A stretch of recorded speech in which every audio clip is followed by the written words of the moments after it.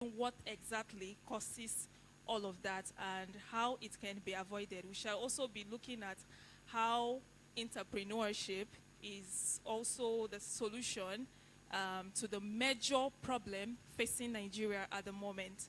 And from them, we shall also be discovering what exactly is that challenge, which is the major challenge Nigeria is having at the moment, and how entrepreneurship comes to play there. So once again, our panelists, you're all welcome. It's an honor sitting here with you. So I would move ahead to the first question I have here.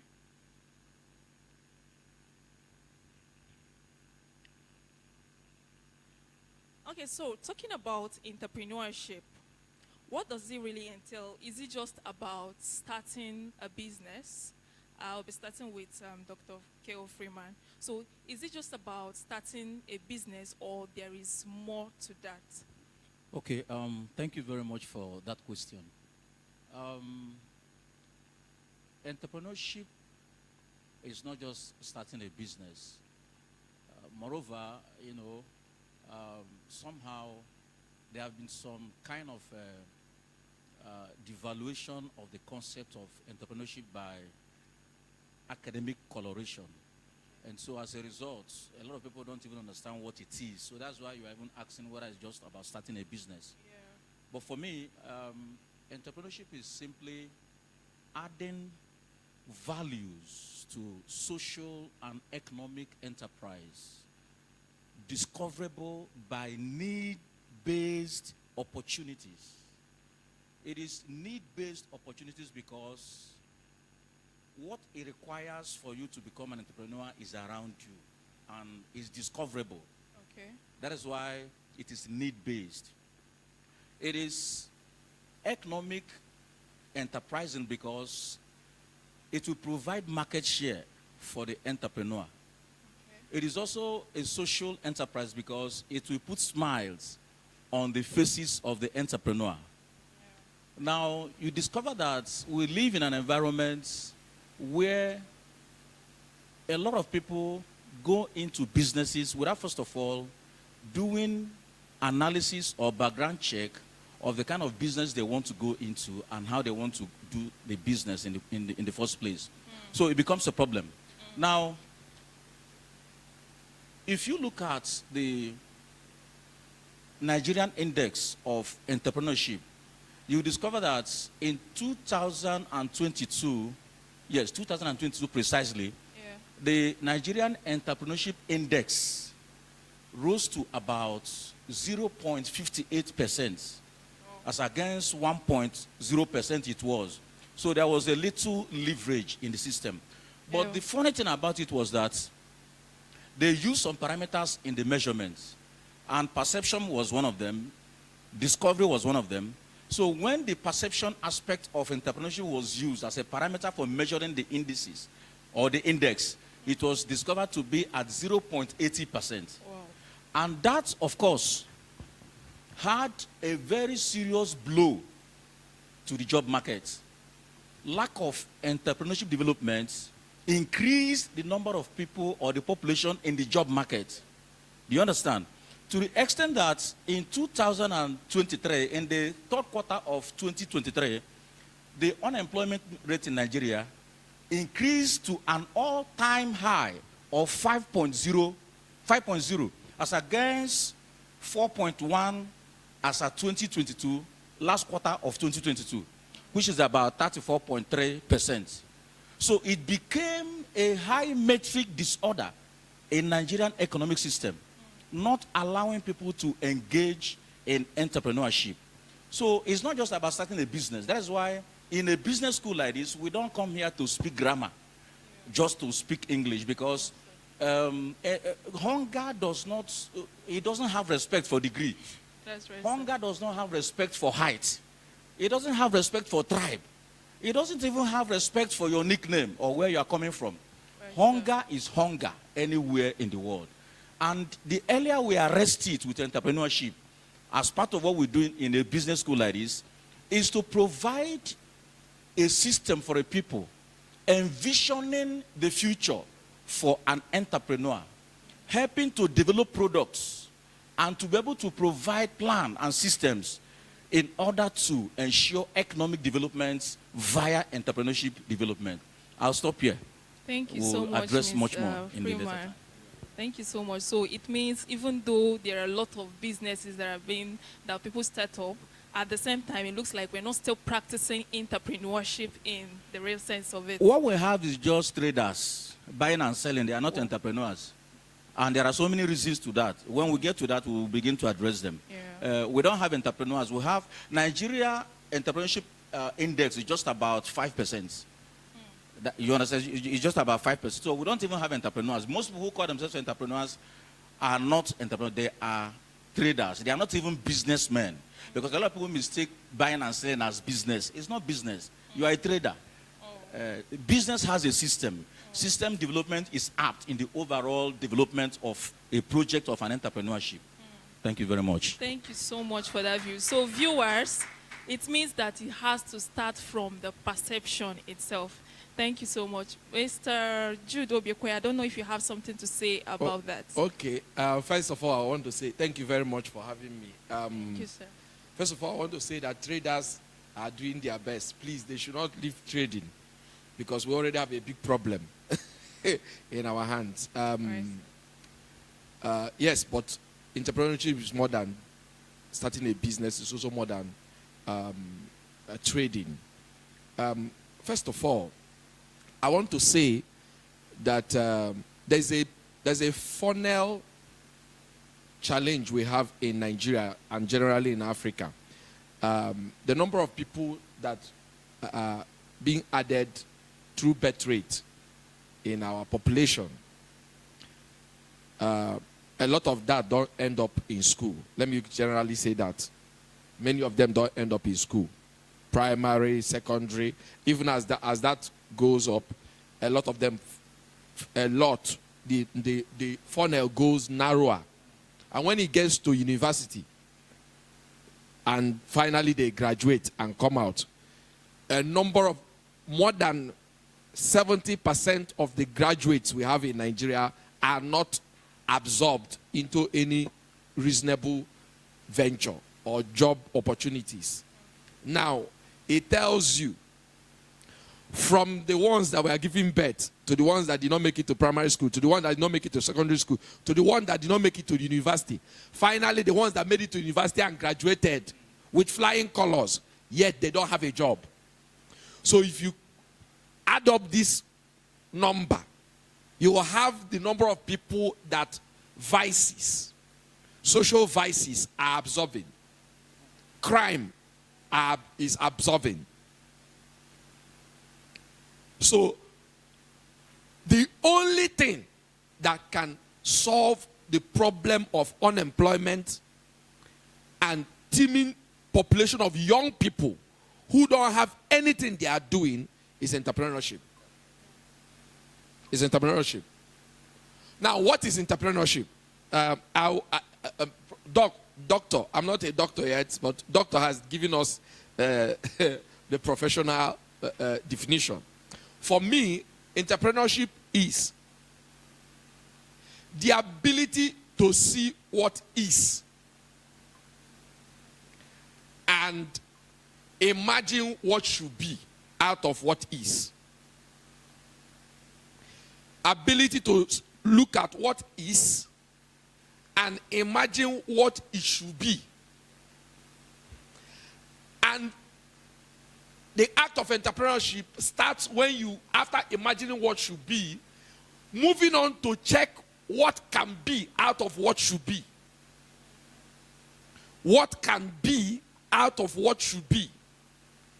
And the moment you are able to find what you can do about what should be, based on what you can do, you now have what becomes, which is product or service. I'll say it again. Entrepreneurship is ability to see what is and imagine in your mind what it should be. And then go ahead to find out what you can do about what should be, which is what can be to you. and then going ahead to make sure that it becomes. That is entrepreneurship. Now, I have a younger brother, a cousin, who did not go to school. In fact, he was sent to school. He failed from day one. All of us, he kept failing. His story challenged me. That's what made me to know that entrepreneurship can absorb anybody into becoming fruitful and productive and becoming a reasonable contributor to the economy. He didn't go to school, but finally they live in a very outskirts of Enugu. So there was a lot of bush. His father goes to work and comes back. Sometimes the father does hunting as hobby. So he decides to join the father in hunting. After some time, he started, because he has more time, he doesn't go to school now, the father will go to work. He starts hunting in the morning before the father comes back. So by the time the father comes back, they have enough meat. We used to go from where we used to live to rush to their house to go and eat meat. Bush meat, grass cutter, rabbit, rodent, all kinds. It got to a point that the meat became too much that he now began to bring it out for sale. This boy kept selling bush meat until he bought his first haulage truck. Bought the first one, started haulage business, carrying rods for those who are building houses, carrying cement, carrying things. Before we know it, he bought the second one, gave it to another person. Before we know it, he bought the third one. Before we know it, he bought the fourth one. These 4 trucks, he drives one and he gave out 3. Is that not creation? He has created 3 jobs. Now, out of that, he started buying tippers that carries sand. Then from there, he has 7 tippers now. 6 tippers with 4 haulage trucks. Wow. He has built 2-story buildings, 6 flats, 2 in Enugu State. Wow. A hunter. He started by hunting. So, he didn't go to school. All the English he speaks is one he collected from as he's doing business with people. So, nobody helped him. Right now, he's one of the biggest breadwinner of his family. The ones that went to school are still looking for a job. Entrepreneurship is the way to go. Meanwhile, today is the World Entrepreneurship Day. And we are here to make sure that those of us who are influencers, who have the power to encourage young people to go into entrepreneurship, should please invest in that sector. So entrepreneurship is looking at what is, imagining what should be, and out of what should be, going ahead to find out what you can do about what should be, and going ahead to make sure that it becomes. That's entrepreneurship. Thank you very much. Thank you so much, Mr. Jude, for that perspective on entrepreneurship. So this means that instead of sitting down at your home and complaining about the challenges Nigerians is facing, you can just sit down and turn that challenges to an opportunity. And you can now think of, for the fact that you're able to discover that this is a problem, that means you have that potential to find a solution to it. So go find a solution to that problem and become entrepreneur about it. Thank you so much, Mr. Jude. Over to you, Mr. Chibozo. Okay. Thank you very much. So, thank you for having me. Thank you, sir. So my question now to you is, you've been more of a practicing entrepreneur, yeah? So, and then I'm sure you've met with academic people who have studied business, like they studied business in school, or they went for advanced courses in business and all of that. But what has really made you stand out? What has made you stand out in the entrepreneurial sector? Would you say it's academic knowledge, or there are other things that people need to know? What makes your business thrive? I'm not a book smart. I'm a street smart. Okay. So first of all, I'll give you my street definition of entrepreneurship. Okay. Entrepreneurship, in my definition, is the art of identifying a problem in your environment, identifying a need in your environment, not perceived, actual need. Not perceived Not need, perceived but an or actual need. assumed. Okay. In entrepreneurship, there should be, when you're writing a business now, they talk about market analysis. You should do a market analysis. You should study the environment and identify an actual need. Yeah. And then creating a solution.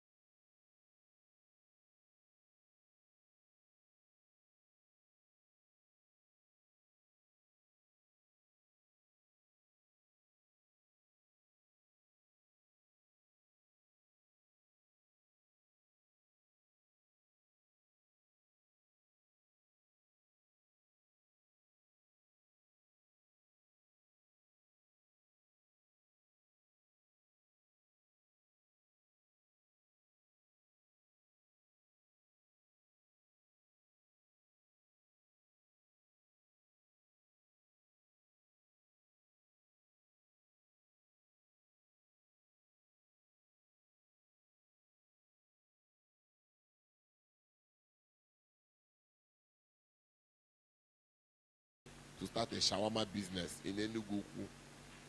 There was no shawarma in that whole local government. And that was when the shawarma trend was rising. When I started it, people in my village, some of them didn't even know what it was, but it built from there, from shawarma. I identified the need for popcorn. I identified the need for ice cream.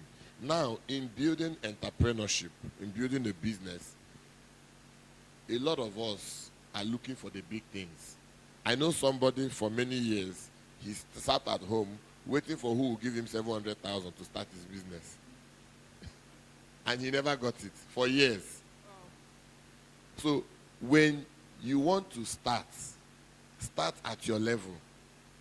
Don't start writing big ideas of what you know. Start what the truth about our environment is that we have a lot of needs, a lot of problems that needs to be solved. Which ones can you identify and start at your level to solve?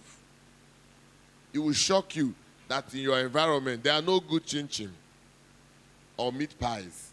They're just, you open it and it's empty and all that. But you're very good at making quality meat pies that has good taste and also people will love. You can start at that level. I know somebody that trained all his kids in school by making egg rolls and donuts. Wow. And supplying. Do you understand me? Yes, so sir. Entrepreneurship has to be need-based. It must be based on a need. So you create it to solve that need, to meet that need. That's where demand comes in. Because if you create it and there is no need, there's no demand. It's just the flair and everything and the thing dies out and the business. That is why, for example, the streets where I have my business, Yes, sir. there's a shop that opened beside me. The reason why my business is thriving is because it has uniqueness. That is something it's known for. So, but everybody wants to open a joint because it's a joint. What is the uniqueness? You find that there's nothing different. So what are people looking up to come in to your environment? If there is nothing, if it's generic, it will not last. But if you are known for pepper soup, that this person has a number, if you check the environment of Oka, the joints that are thriving are known for something. Do you understand? Yes, sir. And those people understand the uniqueness of their product and stay on it. That is how entrepreneurship thrives in whatever it is you want to do. So that's my definition. Thank you so much, Mr. Chiboza. Thank you so much. So the emphasis for me there was that not just a need, but sometimes the reason why businesses fail is because they focus on perceived need, not actual need. Thank you so much for that. And then you talking about when you now find out that need, there is also a need for you to apply innovation to it and find out your unique selling point or unique value proposition. Thank you so much. Thank you, sir. Okay, so we would come back to you, Mr. Freeman. Dr. Freeman, so sorry for that omission. Thank you, apologize. no problem. Okay, so many people do not actually have access to mentorship or academic background and all of that. So what would you say such people should actually do? Yes, sir. And growth is a product of training and development. That is one of the reasons why we have a business school like this, where we don't pride ourselves on academic qualifications, as it were. Even if you never went to primary school, you could still be absorbed in a business school like this. Even if you've never had anything at all about entrepreneurship, you could still be absorbed in a business school like this, where you have the opportunity to be mentored, to be trained, to be guided, and even to be provided with the funding required for the business you want to start. Let me use myself as a case study. In 2015, my father died of a diabetic ulcer. And then we buried him in 2016. So when I was approaching 50, I discovered that I was beginning to develop or have almost all the symptoms that my father had before he died. At that time, we didn't know much. And so we're taking him from one hospital to the other. We spent so much money, yet he died.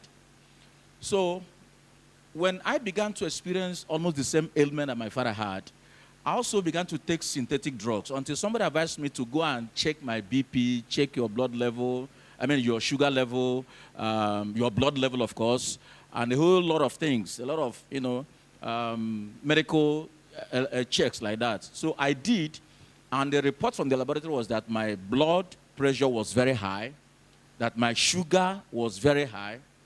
In fact, it got to the point where my manhood could no longer rise. Yes, it got to that point. And, I would always complain to my wife, I'm a very busy person. I do this, I do that, I do that. But women, being who they are, she understood that something was wrong. So what I did was that I went into phytoscience research with the help of this man that is seated by our side. Oh, really? Then he was at Enugu, then I was pastoring a chapter of our church in Abagana. Yeah.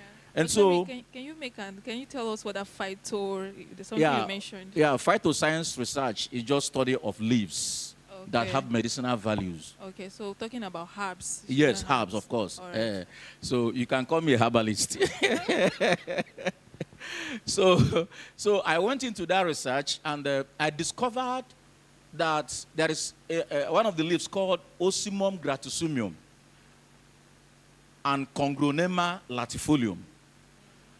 I did a study on that, and I discovered that these two leaves, 80% of Ocimum gratusumium and 20% of latifolium, could give you a cure on diabetes, high blood pressure, and even blood vision and nail pain. Yes. So I began to combine this product for a long time, just about 1 month, 2 months. I was on it steady. Then I was using glasses. Somehow I discovered that I dropped my glasses. The high blood pressure came down. It dropped. The sugar level dropped. The pain I used to have on my knees also dropped. And one early morning, around 4:30, I discovered that something began to move around my waist. I'm just being straight. Yes, and sir. direct. Yes, sir. Then I told my wife, it's like something is happening. She said, oh, I said, I can't understand. I said, okay, she said, let's test it now. And we tested it, it worked. She was to leave for Enugu that morning. Before 7:30, we had another test of it, and it worked. Then what I did was I didn't believe it was happening. So I took that product to School of Pharmacy in Agolo. Listen very carefully. I took that product to School of Pharmacy. I met the chief technical officer there by name Victor Oji. I asked him to help me do an analysis of the content of this product so that I could be sure of what I was taking. And he did a content analysis of the product and said that this product could do this and do that and do that and do that. I believed him. Then I took the product to Incubation Center at Inewi. They helped me to do what they call a content composition analysis of the product. They did that and then confirmed, and they also did toxicity check of the product. So it was discovered that the product was very fine. Then I went online, advertised the product. A professor from my city called me and said, why are you saying that your manhood was not working? You are saying it publicly. I told him, I responded, I said, he said, but are you sure this thing is working? I said, yes, it's working. He said, bring it for me. I took it to him. And after 1 week, he called me. Because what he told me there was that he said, Nepa na ewe kwoko na bem. So I thought he was talking about electricity. So until he now told me the meaning of NEPA, Then after 1 week, he called me and said, this is miracle. That even unspeakable parts of his body are now functioning in full swing. That was the language he used. You understand? So what did I do? I now began to package this product for commercial purposes. Surprisingly, one day I was at Unizik Business School to anchor a program. Incidentally, the immediate younger brother to the governor of Anambra State, that's Professor Charles Soludo, his immediate younger brother, Dr. Ogochukwu Soludo, was also in the program at Unizik Business School. And I got talking about this product, and he asked me to get him one. I got him one. After using it for 1 week, he called me. He invited me to the governor's lodge and went there. He said, this product is something else. How did you discover it? So I told him all the analysis I did and what happened. He said he is interested in becoming a member of this organization and then to take up the marketing of this product. I said, with all pleasure. God is my witness. I share the testimony with you, sir. He dropped 1 million naira into my account and asked me to go and produce for him. I produced the first set. After he finished selling it, he dropped another 1 million and asked me, he said, I want to take this thing now to Namibia because he said his wife is from Namibia. So what I did was to go for NAFDAC registration. I started NAFDAC registration after the analysis and all that. In few weeks now, the result, the NAFDAC number will be out to enable him push it across border. Then part of what he did for me was that he linked me up to 16 economic blocks in West Africa, 16 countries in West Africa. Their economic bloc, where this product can be marketed. So it's already a huge market. So you can imagine within a few months, I had pocketed 3 million naira as a result of need-based discovery. Because when he was talking, he talked about solving a need. So I was able to solve my own need, and I discovered that the need I solved, the product can also solve someone else's needs or problem. That's how I became an entrepreneur of Osimum Gratusimum. So it's a very simple analogy. What you need is within your environment, is within you. Ability to discover it through sittings or events like this, training, development will help somebody to bring out the entrepreneurial spirit and capacity that he has in order to flourish for economic growth and then for individual and community development. Thank you very much. Thank you so much, Mr. Freeman. Thank you, Wow. sir. So this means that when you actually find a need, somehow money even finds you. Sure. Money even finds you. Thank you so much, Mr. Freeman, for sharing that with us. So with all of what we've been saying, I also want to ask Mr. Jude, do you think business schools are still important? Thank you very much.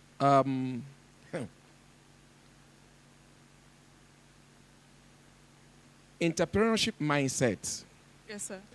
It's, I will tell you, is over 60% intuitive. Okay. Entrepreneurship mindset is over 60% intuitive. Okay, sir. 40% may be, other may be guided into it. Okay, sir. But I will tell you something about entrepreneurship. If you are selfish, it's hard to be an entrepreneur. If you are selfish, it's hard to be an entrepreneur. If you only look at yourself, it's hard to be an entrepreneur. An entrepreneur, most of the time, look out for other people's problem or most people's problem that he himself can solve. Other people's needs that he himself can solve. I thank God for his own. It was his own problem that he solved. But after solving it, when he was solving it, he was not an entrepreneur. No. What made him an entrepreneur is after solving it and discovered that this problem that he had, many other people have it. Then he began to make it an enterprise. Make an enterprise out of that. That's what entrepreneurship is all about. Poverty actually is a product of selfishness. If you are poor, all you need to do is look away from yourself and look at other people's need and find in yourself the ability to solve those needs. Money will start coming to you. Money is the reward for solving problems. Money comes to people that solve problems. Money comes to people that give answers to questions. Money goes to people that bring product that meets need, just like he said. Now, I will give you an example. Many years ago, I was working in a hotel. I worked with Protea Hotel. I built my career in the hospitality industry. And I was a dishwasher. From dishwasher, I became a security officer, security personnel. So in the course of that, I discovered that the hotel was about to do what they call computerization. The computer was not this popular then. So the companies were beginning to adapt computers in their operations. So I discovered that they were planning to do that. And in town, we have seen one or two computer training schools. So I went ahead to go for that school before the computerization actually began. Yes. So I went for the computer training school. After I finished, of course, that gave me advantage in my career and I grew to the top. But that's not the part I want to talk about. The part I want to talk about is that when I went to that school, after going, I discovered the future of computer. So I sent my brothers to the same school. We are two of us. I sent my brother, my cousin and my brother to do the same thing. When they went and came back, we started our own computer training school in our house. In fact, in our one-room apartment. We sleep in a foam on the ground. So in the day when the school is happening, we lift the foam and put it on the wall. Use something to cover it. The people will not know that that's our bed. Then we set up the place and it will be a school. In the night, we bring down the foam. We bought one computer. From there, we bought two. From there, we bought three. From that business, we rented a 3-bedroom flat. And when we rented that 3-bedroom flat, 3 of us got one room each and turned the parlor into the school. At the last count, when we finally all of us left town and all that, we had 200 computers. Wow. 4 branches. 1 was in our village. 3 was in the city of Enugu. And we had over 18 employees working for us. The company was called Dofejo. Dofejo means my cousin was Donald or Donko. My brother was Francis Enekwenchi. My is Jude Obiekwe. Dofejo. And that school trained all of us in the university. Because by the time I was doing this, I have not finished school. My brothers were still in the university. We were just entering university. That is from that we paid our school ways off school. And from there, a lot of other businesses started. So entrepreneurship is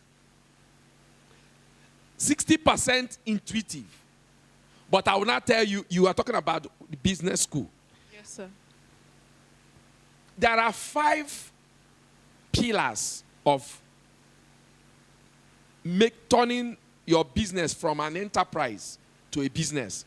Every business is not a business. You know what I'm talking about. There's what you call new venture. New venture business. It's just that you ventured into something. Before it becomes a business, there are 5 pillars that you must understand. One is leadership. Many entrepreneurs go into business without understanding leadership and their leadership growth path. It hinders a lot of them. And that's why what's happening in Aba, what's happening in Onitsha is prevalent. You have one shop, the moment the owner dies, that's over. Leadership has a growth path.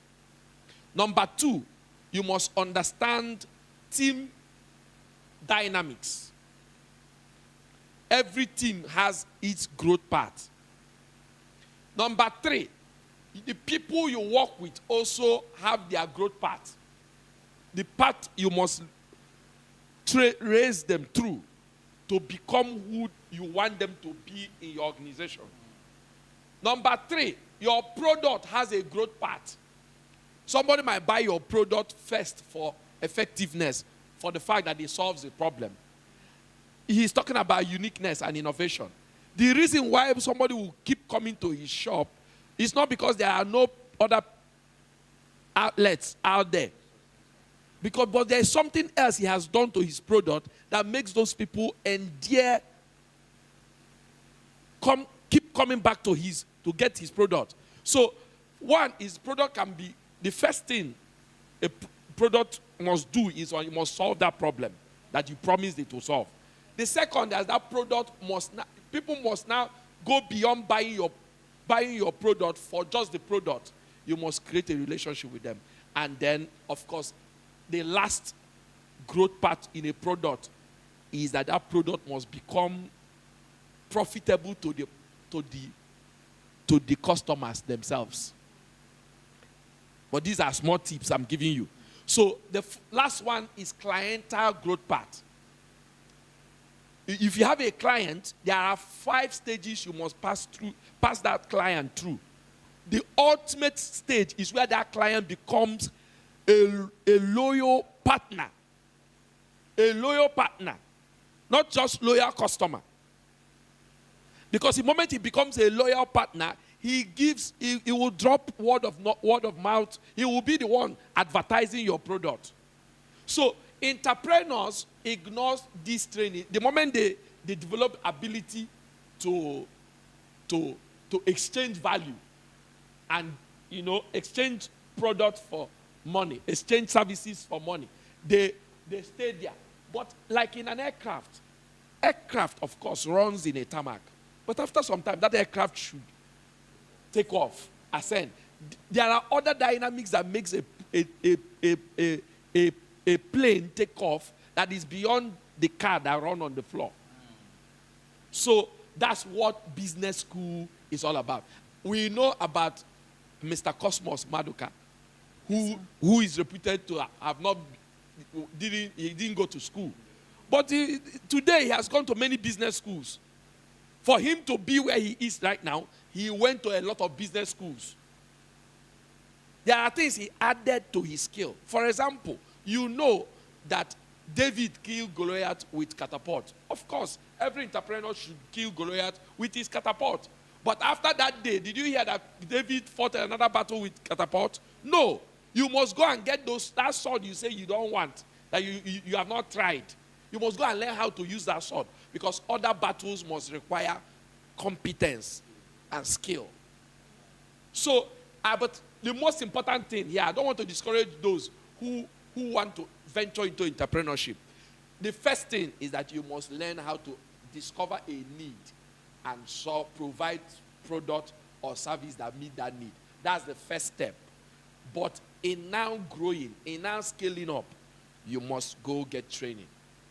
And if you are around town, the Edge Business School and also Afredu Business School is here to help you.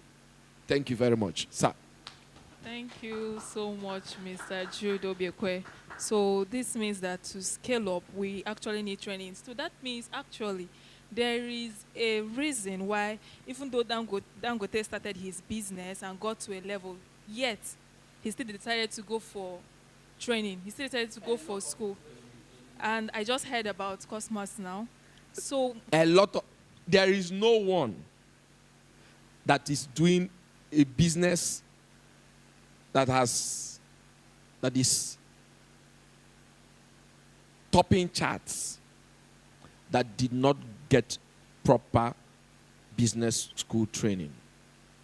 Because there are many dynamics to it.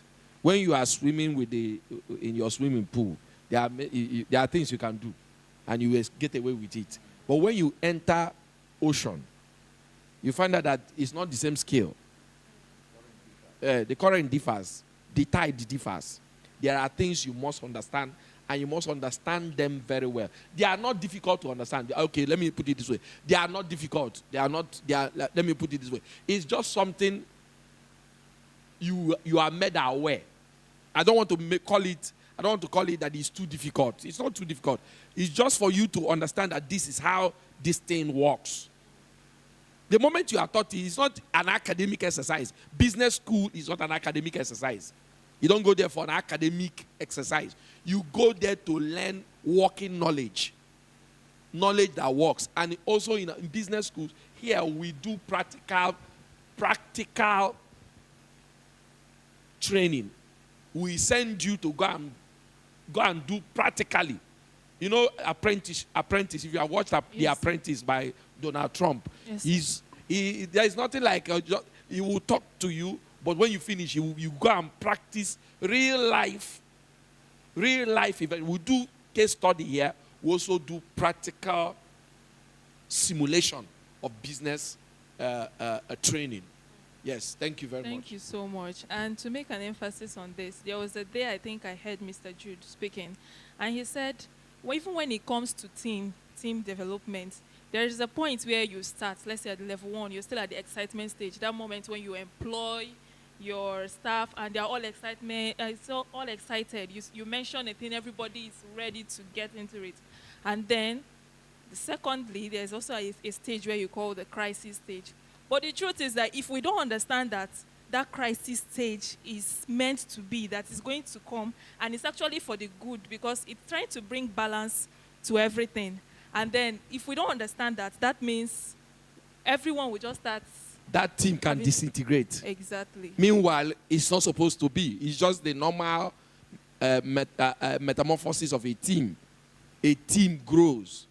A team goes from a tender to trying to walk and falling. That's what our children.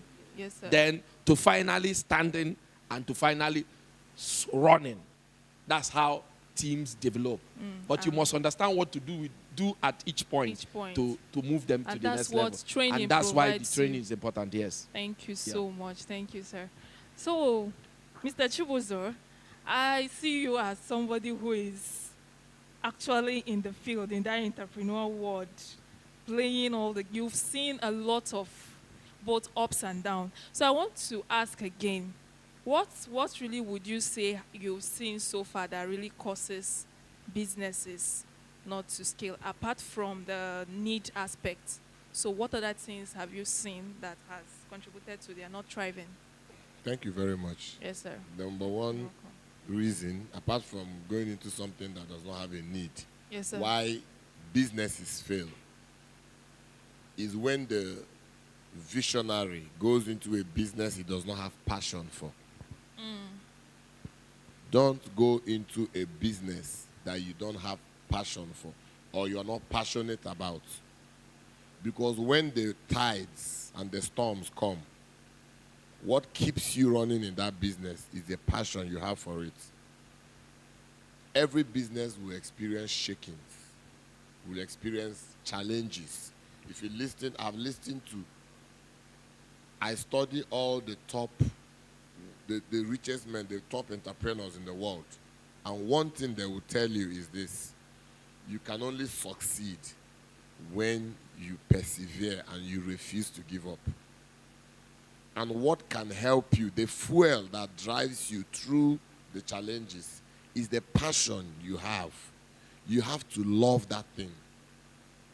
You have to be passionate about that thing. And that is why I don't advise people to go into business just because of the profits. You don't go into business to make profit. You go into business to solve problems, to add value. So when you see the value you're adding in people, it can generate passion. You know you're meeting a need. But when it's all about profit, when the shakings come, the business goes under. Do you understand? Let me tell you, every business that starts small that will go global will experience impossible circumstances. It took the federal government of America to bail out at Elon Musk, I think, at one point. He was building rockets and they were exploding. You understand? It took an advertisement to save Apple from bankruptcy. One advert. They got to the junction of bankruptcy. A lot of them. If you look at someone like who is the owner of Amazon? Jeff Bezos. Jeff Bezos owns about 16% of Amazon. That means he got to the junction of bankruptcy where he had to bring in, and you will cede some percentage. Do you understand? So, but what makes a business fail is lack of passion.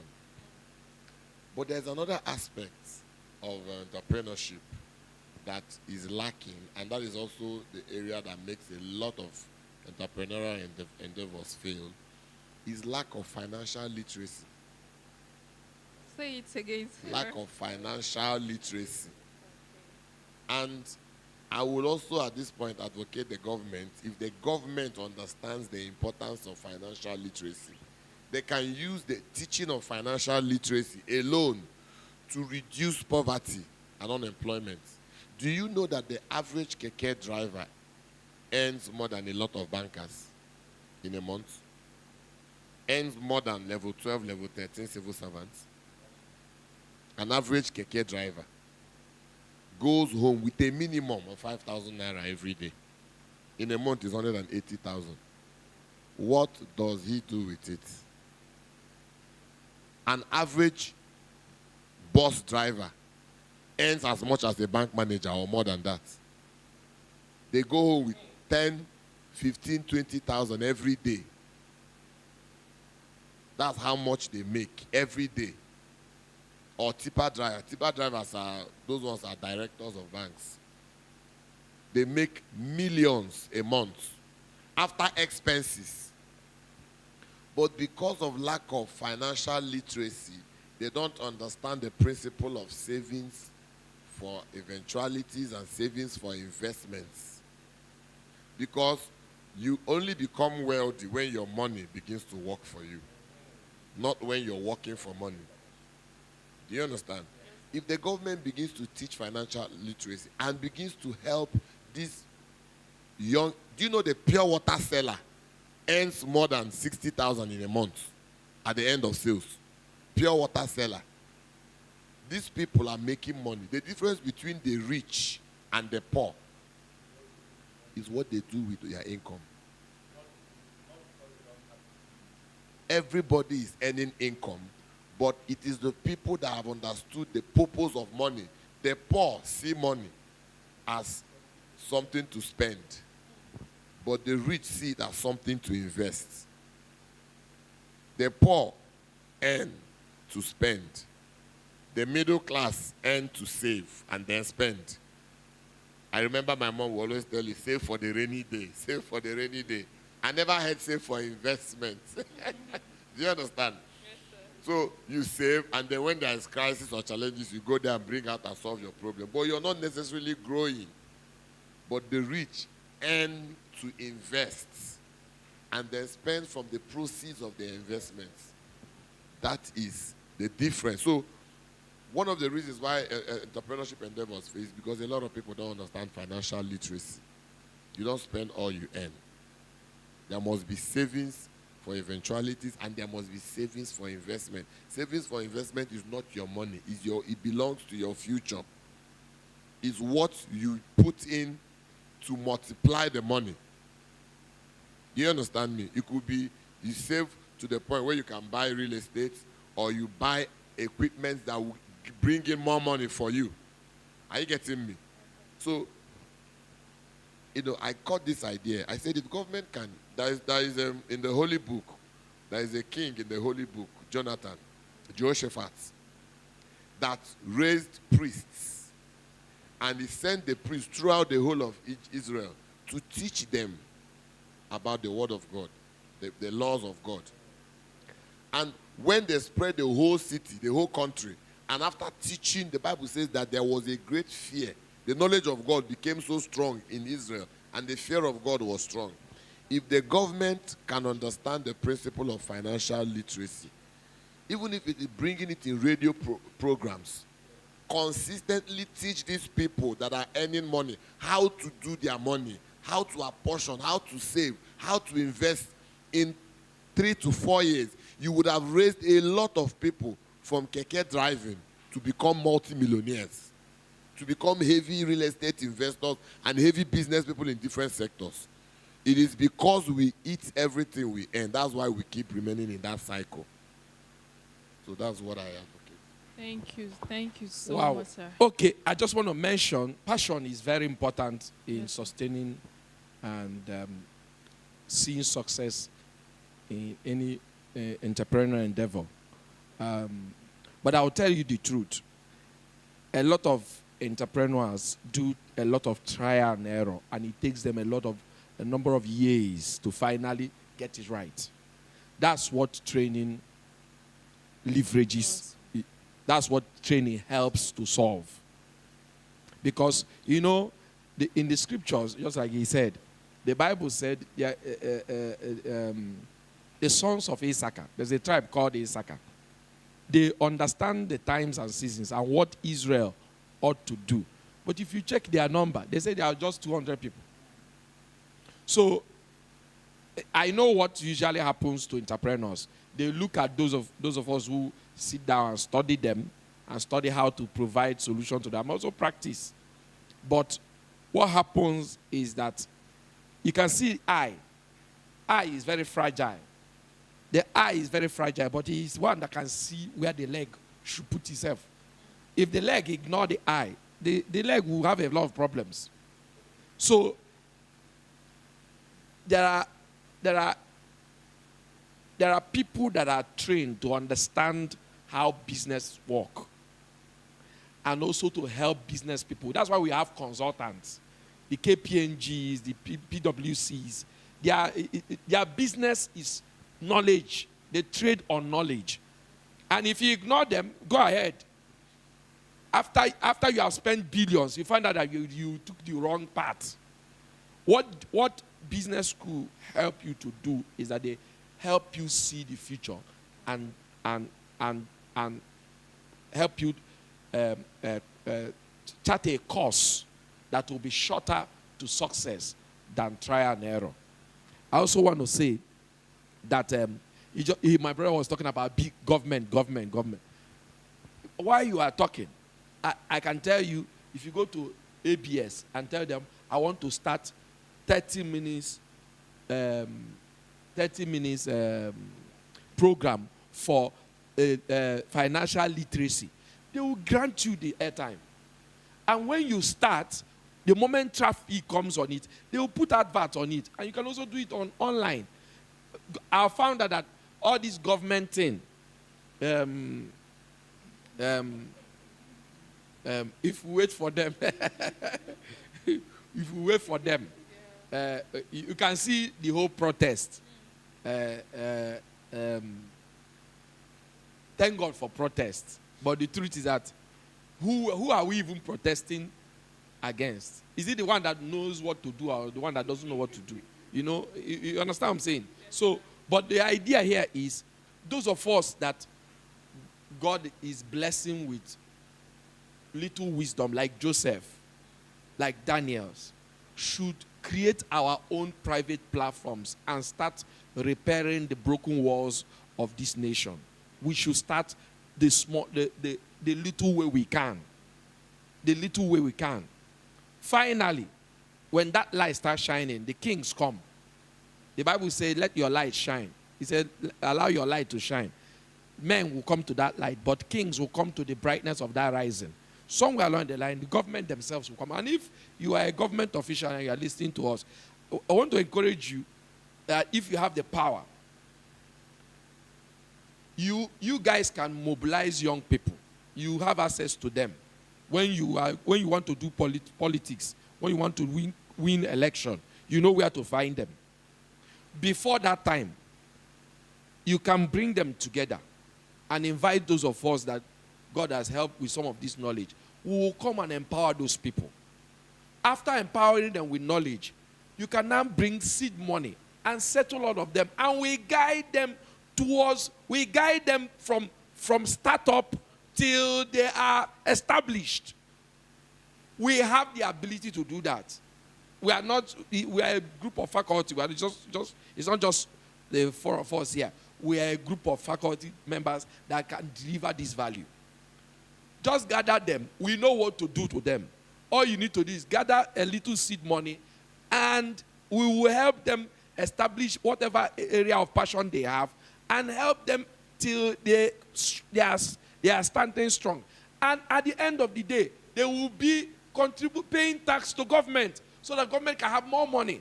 Instead of being a liability to the environment and create problem for the investors you are trying to attract. If all of us, and I'm just not government, both private sector, all of us, both religious organizations and other, if we don't pay attention to entrepreneurship, crime will absorb our young people. Social vices will absorb them. Entrepreneurship is the key to snatching our young people out of crime and social vices.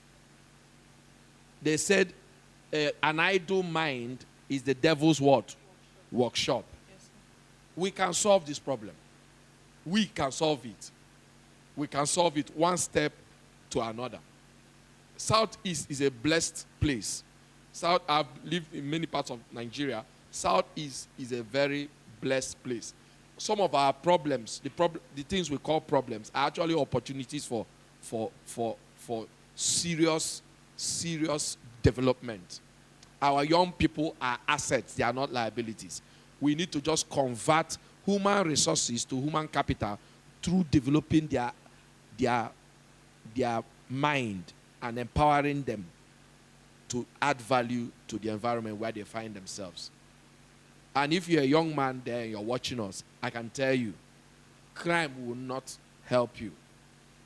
Crime only gives you temporal soothing. It's not sustainable. Many days are for the thief. One day is for the owner of the house. And that one day, you end up in jail. Many die. But even if you don't know how to start, we can help you start. We can help you discover what your passion is. Passion is discovered where you have problem in what you hate or what you love. An intersection of that is your passion or your purpose. What you hate plus what you love. Somewhere in that middle is your passion, is your purpose. Also, you can find what your own contribution to society is based on what you have gone through. You can see doctor talking about his own problem. If he didn't have that problem, that product won't have come out. And of course, many people that are enjoying it today will not enjoy it. So we are encouraging you, stop crime. No matter what is paying you right now, it's not sustainable. Go and research. There are many people who have done that in the past. They ended up in ashes. They end up, I don't care what you have now. If you are not creating value, you are a poor person. Even if you have 10 billion naira in your account. Poverty is a system. And the system says that if you are not able to add value to humanity, you are poor. If you are only removing value from society, from humanity, you are poor. How you know rich people is they add more value than they create more solutions than the problem they themselves have. That's how you meet, that's how you break even as a rich man. You answer more questions than you have questions. So, I don't care who you are. If you are not adding value, that people can exchange their money with happiness to you, right now, you are a poor person. You are very poor. You are very poor. Wealth comes to those who are solving what? Problems. Wealth comes to those who are what? So much, Mr. Jude. Thank you so much. So I just want to take final words from all of you. Just let's say between 1 to 2 minutes. Starting from you, I want you to have an emphasis on something. We made mention right now that government might not really, it might take time if we keep waiting for the government to rise up. And really, there are a lot of initiatives that are coming up now, NGOs and all of that. And funds are going into supporting small businesses and all of that. So I'm still wondering why we're still having these challenges. Is there something you want to say to these NGOs? What do you have to say to them? Well, thank you very much. The NGOs, or civil society organizations as they are called, Yes, sir. are very powerful instruments in societal and organizational growth. One of the avenues through which you can solve such societal problems is by forming cooperatives among the youths. Okay. We have tried it several times and it has worked, where these youths come together with their purposeful interest, and then the government or organized group can come in with funds. And then, like the one we just started now, we have been able to raise over 1,400 persons, in that cooperative. And then we have a share capital of about 260 million naira. And we were able to raise the money through our registration, thrift, and then people also buy shares. But that may be too large for what we are talking about. We're talking about youths who have certain challenges at the moment. So cooperatives can help them to come together to begin to venture into productive areas like manufacturing, production, agriculture, IT. Today, tech is one of the richest industries in the world. And these youths are Nigerian youths are techie. Nigerian youths are techie. You understand? And then if you go into if people are making money through tech, social media, a lot of things are happening. So I will employ the government, like he said, the government knows where to get these people. During the electioneering campaign, they know how to organize the people. So let them also do that organization and then channel the abilities of these youths into entrepreneurial purposes, like tech developments, agricultural developments, manufacturing, learning certain trades, skill development. These things are apt because the fact is that, in economics, there's something they call balance of trade. When your import rate is greater than your export rate, you have what we call unfavorable balance of trade.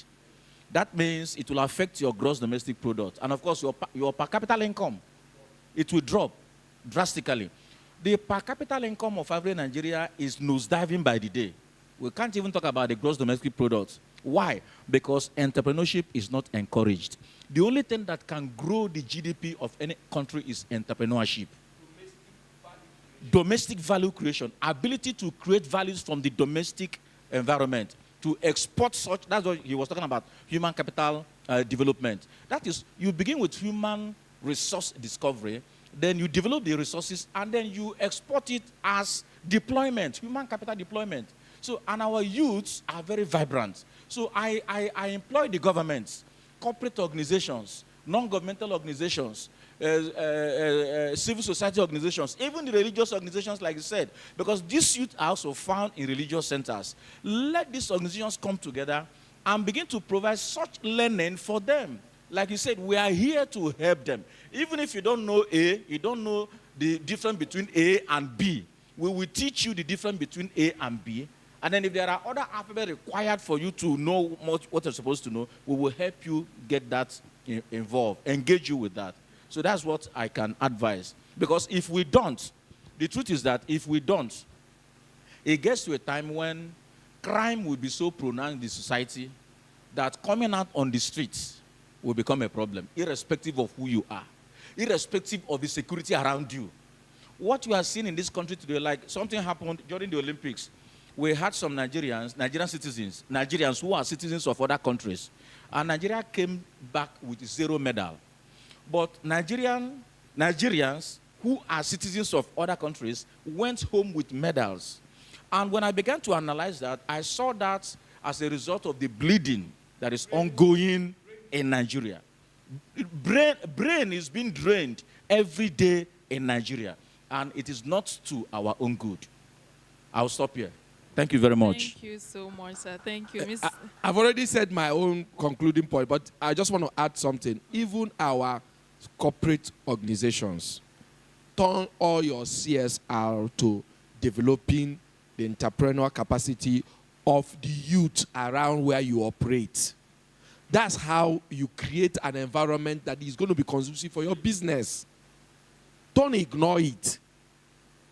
Banks, anywhere you are operating, organize entrepreneurship development training for the young people that are around there.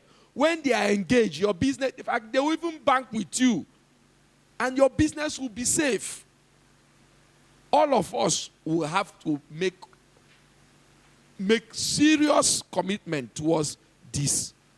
Otherwise, we are in for a serious trouble. But I know God will help us to arrest this issue. Thank you very much. Thank you, sir. Mr. Jude, I think one said something that except we bring in development and training, what we'll have is human resources. We don't have human capital yet. We don't have human capital. Thank you so much for that. So I want to hear your last word, especially to those who got into entrepreneurship by intuition. What do you have to say to them? Well, if I would say my concluding words, there are 2 areas. Everybody that, beyond government, beyond organizations, individuals that are wealthy. Because I found out that a lot of rich people, they have money, but they don't have the ideas on how to help the young people. For example, in my community, we are building a sports and entertainment hub in my village. And we have one of the rich men in our village, by the name Senator Abana. He is providing free internet access, Starlink's free internet access. He's funding the whole, putting the solar system that will run it. People can come because there is a boom going on in Nigeria, content creation. That is another major foreign exchange income in this country. Do you understand me? You see a lot of people in the villages, but they have talents. And just creating the content with their talent, they go global. They have millions of views. You understand me? You can create internet hubs, just free internet. Let people come. Don't give them money. Just give them access to internet. He's providing free Starlink's internet. Wow. And he's subscribing it every month. People should just come. Free, they're not paying anything. Starlink's is about 600K, I think. Installation, everything should not be with solar and everything. Highest 1 million, 1.5. 38,000 monthly subscription. A lot of rich people in communities can do that.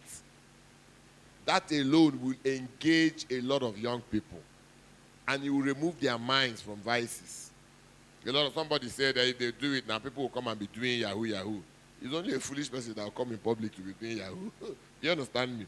Yes, sir. But you won't, because of the negative, and now deny the people that have genuine, people that are going into research and all that need it. Then the second area of entrepreneurship that is grossly overlooked is sports development. When I talk about sports development, people think of only football.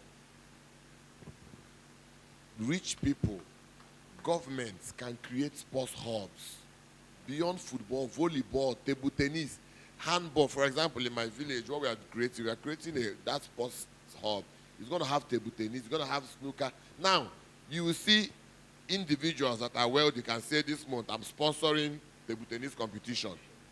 The best first will win 300, second 200, third 100. You bring the money, and they will run competition. Another person, before you know it, we are raising world, because if these opportunities are not created, you will not know the people that have these inherent talents in them. People will not discover their passion. Everybody will not go into business. There are people that it was this kind of entrepreneurship development that can help them discover their talents. So if individuals, wealthy people, and then all these politicians just create a sports hub, create all these things, and let young people go and engage themselves there. Anambra State has one of the largest beer parlors in Nigeria. We don't have recreation centers in the state. How many? Count them. The whole state, we don't even have a single zoo. So where young people go to is where they go and drink, that's all. So we need people that have the resources. These are ideas I'm giving out. In your communities, just put up that internet. Just create that sports hub. Put some different types of sport, not necessarily football. In Anambra I came and I found out that a lot of people don't even know anything about chess. I grew up in UNN. You see, this is a normal thing. Scrabbles and all that. And these are things that in Olympics, people play those games in Olympics. And you can find people that have the talents, that God created with those talents, but they don't have the enabling environment. So these are ideas I'm giving to people that want to go into these kind of things to help create that environment. You may not have given them money, but you have created a platform for people to discover themselves and thrive in it. Thank you so much, sir. Thank you. And then to add to that, let me use the opportunity to highlight something he said. For the people who, let's say you are an entrepreneur or you're a content creator or you have a startup and your problem is, NEPA no de Naija, every time we don't have lights or there is no network. One of our partners that we're working with here, in fact, the place we are right now, our physical location is Nawi Hub. And this is what they do. They provide that environment for you to come and nurture that idea you have, for you to push that your initiative. So come and get to register with them. So finally, Mr. Jude, by this conversation, I believe there is a spur among the people who are viewing us at the moment, and concerning this training that you keep talking about, and then knowing that you are the CEO of Catchline Group and also the founder of the Edge Business School. So I want you to talk about the services you offer and also what you do at the Edge Business School for people who are interested. Okay, it's not what I offer, it's what we offer. All right. It's what we offer. Okay, currently we are running a course called A-Lab. A-Lab is Accelerated Leadership and Business Program. Is dealing with those 5 structures: leadership, team building, people development, product development, clientele development. There are 2 extra: business plan and business structure. 7 of them, that's what we run in that training. Is a 72 hours training. 6 hours each day. That's 18 hours training for 3 days.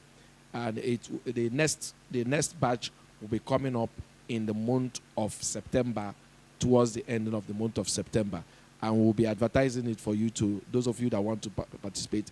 We also have what we call globalization of indigenous business content. Just like he was saying, globalizing your indigenous content. How to do things that enable people to do well in that sector. They will all be coming in to help provide their assistance. I also want us, Doctor here is also the country director of Afri-Edu Business School, also here in the city of Oka, and they are also offering amazing products. What's different? We are not doing the same thing. Our business school is focused on growth strategies. That's what we want to. Our niche is growth. Scaling up. Whatever you start, we can help you. They offer startups. We can do that, but we are focused on growth strategies. Thank you very much. Thank you so much. Thank you, Dr. Freeman. Thank you, Mr. Jude Obiekwe. And thank you, Mr. Chibuzo, for having us today. And I think this would be the end of our session. Okay, all right, sir. Okay, he just asked me to communicate about the opening of our mini campus and accelerator hub. And that's coming up on the 7th of September by 10 a.m. at number 23 Ezodu Street, right here in Umudioka, Oka. I want to use this opportunity to invite every one of you to come and be part of that event. Professor Ike Bilo, a renowned economist, will be handling a paper presentation, and it's going to be on solving African problems with African solutions. So it's going to be a wonderful time, and we're also going to be having technical sessions where some professionals will be handling some syndicate group discussions to be able to drive down some of the things that will be elicited from that paper presentation into actionable steps so that people can understand and see how effective, having an organized plan and system can help you develop your businesses and run them. I also want to use this opportunity to appreciate all entrepreneurs all over the world. Today is Entrepreneurs Day. So all the entrepreneurs all over the world who have created jobs for people, we understand the things you pass through, the ups and the downs, the challenges you've got, and the successes you have made, and the people you have helped solve their problems. We honor and appreciate you all over the world. We appreciate you. We thank you for making our society thrive, for providing excellence and making the society run. Thank you very much, and God bless you. Thank you so much, sir. So, sir, can you tell us about the King of Barbecue and Grills and where it's located? Because people who are listening at this moment, they are like, it looks like there is quality here. So you already mouth-watered them. They didn't now need to know where to come and find you when they need it. Okay, you can visit us at King of Barbecue and Grills _ on Instagram, or my Facebook page, Chibuz Abana. You can DM me. We are into events. We handle events, and also we have like 3 major outlets in Anambra at Abakaliki Street, opposite New Delhi. We have at Udoka, Estate Gates by Express, and then we have at Enuguku. So if you have any services in your event, you want to hang cow, you want to do chicken, fish, ram, goat, crocodile, ostrich, you have us. We are the biggest barbecue house in Nigeria because we have the capacity for 1,000 fishes, 1,000 chicken, 30 cows in a single event. So if you have a massive event, call us and we'll deliver for you. If you visit our Instagram page, you will see everything that we've been doing. Thank you. Thank you so much. And that reminds me, please go online and also visit on Instagram, Catchline Group or the Edge Business School. We have a page already on Instagram and also on LinkedIn. Go online and follow us. This program is actually brought to you by the Edge Business School, which is powered by Catchline Group. So thank you so much for having us. A big shout out to all our partners, Nawi Schools, and also New Image Media. Also, if you need coverage, they are here. They're the people who are offering us these great services at this moment. That's why you're able to listen to everything that we've gotten here. Thank you so much, panelists. We got not just the education, we even got ideas. We got opportunities, like you just shared an opportunity with us. And thank you so much. It's really a pleasure having you all. Thank you, sirs. So with this, we call it a day. Happy World Entrepreneurs Day. Thank you.